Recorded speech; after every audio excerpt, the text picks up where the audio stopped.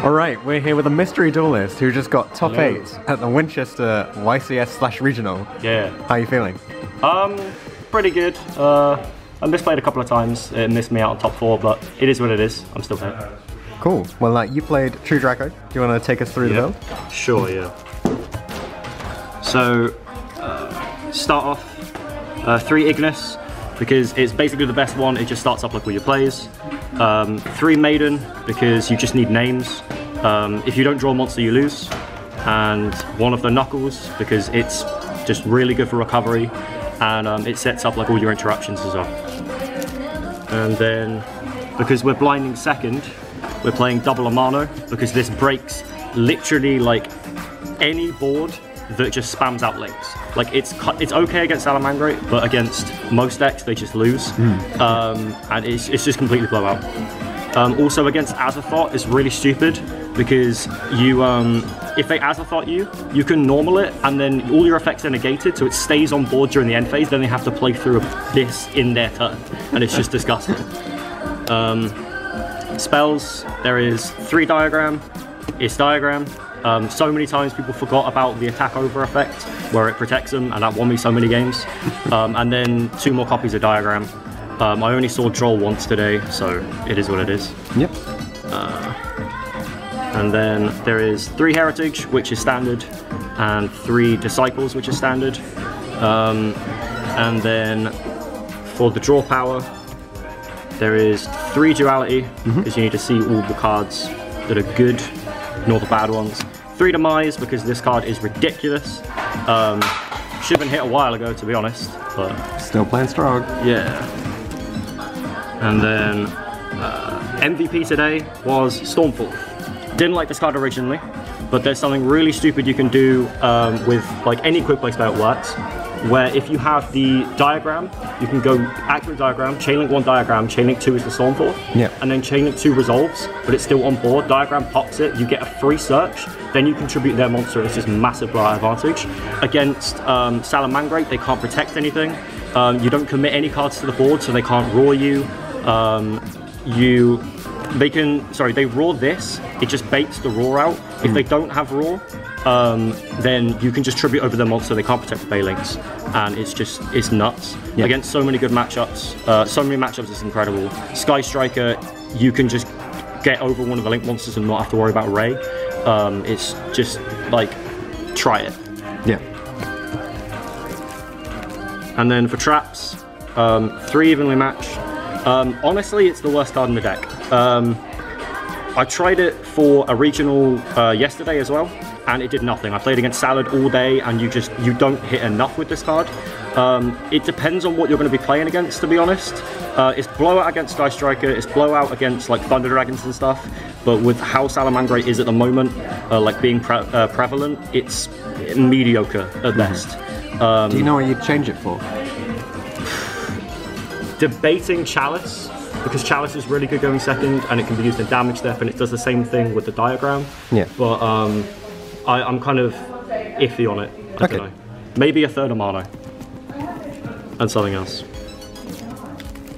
And then there is 3 Apocalypse. People still don't play around this card, and it's really punishing. And then the 1 Return, because you have to play it. It's just really good. It's also clutch during time, because you can keep on bringing back bodies. And then for the Floodgates, we have 3 Erupt and a 4th Erupt. This gets sided out pretty much all the time, because the 1000 is annoying in time, and this is just better. This single-handedly won me a lot of games, but to be honest, I got rebooted like 4 times, and that was, it's nice to have spells like Stormforth to be able to interact during your opponent's turn, but it's perfect negation. It's really good, and it does just auto win some matchups, but if they have Twin Twister and they have Reboot, then it is what it is. Sometimes you win, sometimes you lose. Sure. And then for the side deck, wait, show us your extra deck. Oh yeah, that's a thing. No extra deck, funnily enough. Was debating playing Reaper and playing all the targets for that, but overall it's just not great. Against a lot of matchups, it's just not fantastic. Yeah. And it's also, it conflicts with Demise and all that shenanigans. So Okay. yeah, no extra deck.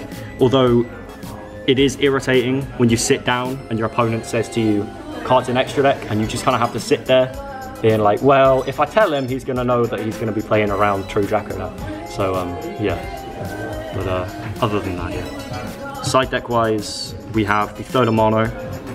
Originally this wasn't in here for yesterday, but this is just, it's too good. It just breaks too many boards. Like we've gotten to the spot where people don't actually know what Amano does anymore, because a lot of people are returning to the game and it's just been forgotten about in the meta. People just aren't prepared for this card and they'll just leave out boards that they can just crack just with a normal summon. Yeah. So it, yeah. And then we have 3 Book of Eclipse. This is mostly just for Thunder Dragons. I sided it, actually I didn't side it at all. This actually lost me a game because I forgot I left it in my deck for round 2, and then yeah, so I got a loss because of that. But yeah, it's a good card against Thunder because you can just like flip them all face down. It means you can resolve your draw power under Colossus, and then you can just pop them all with traps. So because they're face down, they don't resolve the protection effect. It's a good card, but just overall, it hasn't been great for me. Yeah. And then we have the triple Twin Twister. This is just to deal with like, I guess, pesky back row decks, because I mean you have so much plus anyway, you don't really need Twin Twister, but there was a lot of side deck room, and this isn't bad against Striker as well, with how much they can flip up a Widow and interrupt you, or they can flip up their own Twin Twisters. It's just nice to be able to clear sometimes. Mm-hmm. And then for the final spell, this was my sort of my last spot. I was planning on playing Dark Core or Ageki because you just want extra board clearance, but decided to go with something spicy, which is Final Destiny. I didn't side this at all. This was actually just in case I scrubbed the event. I could side it in after I'd gone like X2 or X3 and just kind of meme my way to victory, but it never actually came in the end. Was debating playing this with Dangers just for some fun, but yeah, that never came up either. Sure, yeah. And then for the traps, 3 Wiretap. This originally was Iron Wall to deal with evenly, because Iron Wall is also good against the Orcus matchup, because once they make the Phoenix and they target a back row, you just flip this up and then they can't do any of their Orcus stuff. The issue with that is that I got even lead once at Bournemouth Regional and I got rebooted about 6 times. Yeah. So I was like, okay, I have nothing to deal with the reboot and this is just better. Dark Bribe is fantastic, but considering most of the cards that you actually care about are trap cards, like maybe a Twin Twister can hurt, but generally speaking it's trap cards that you care about, and Wiretap is just better for that. Sure. And then 3 more Floodgates in the form of there can be only 1. It has good matchups. This usually goes in against Salad just because they don't have, unless they open the reboot, they don't have enough ways of clearing all your back row. Yeah. If they open the Twin Twister or the reboot, it can be a different matter. But generally speaking, this is really good against like just the whole of the meta, and it just wins games. Yeah. And then finally, for the 15th card, the Solemn Judgment. This is just acting as another copy of Wiretap, or just to prevent something from hitting the board which could cause problems like a Denko Sekka or anything like that. And it was pretty solid. Cool. Apart from the changes you've already mentioned with Evenly, is there anything else you would want to change? Debating taking a Majesty's Maiden out of it, just because if you open too many monsters also, then it can be problematic. Conflicts with Demise really heavily, but not really. Only really the Evenly matches were the problem. Everything else was just exquisite. Cool. Well, thanks very much for coming on and sharing your top 8 list, and congratulations. Hopefully we'll see you again in the future. Awesome. Thanks for watching this episode of Top Deck. If you have any comments or suggestions that you would like to make, leave them in the comment section down below. Check out the description for details of how you can get involved in this series. You can enter by voice interview, or instead you could just send all of your information over Facebook Messenger. Anything like that will be absolutely fine. If you want to see anything in particular from the upcoming series, then be sure to get in touch, and I'll see you guys in the next video.